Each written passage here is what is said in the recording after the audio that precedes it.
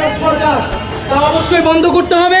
আমরা সেই নিপীড়নের নিন্দা জানাই এবং বিভিন্ন দেশ আমেরিকা সহ বিভিন্ন দেশ যে ইসরায়েলকে সামরিক এবং অর্থনৈতিক সহায়তা করছে, তারা সেই জেনোসাইডে ফান্ড করতেছে, সেই ফান্ড বন্ধ করতে হবে এবং আমরা এই কর্মকাণ্ডের নিন্দা জানাই।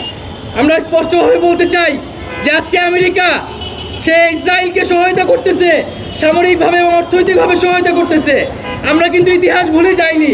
আমরা এর আগে দেখেছি আমেরিকা ইরাকে বোমা হামলা করেছে, আফগানিস্তানে বোমা হামলা করেছে, অন্যায়ভাবে মিথ্যা কথা বলে তারা সেইখানে একটা যুদ্ধ চাপিয়ে দিয়েছে এবং সেইখানকার সিভিলিয়ানদের হত্যা করেছে।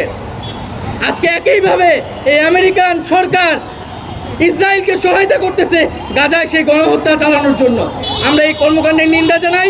আমরা আশেপাশে যারা আছেন তাদেরকে আহ্বান জানাবো, অনুরোধ করব, একটু পরেই রোদ কমে যাবে, আপনারা এসে আমাদের জমায়েতে অংশগ্রহণ করুন এবং আমরা এই পতাকা প্রদর্শন করব অতি দ্রুতভাবেই।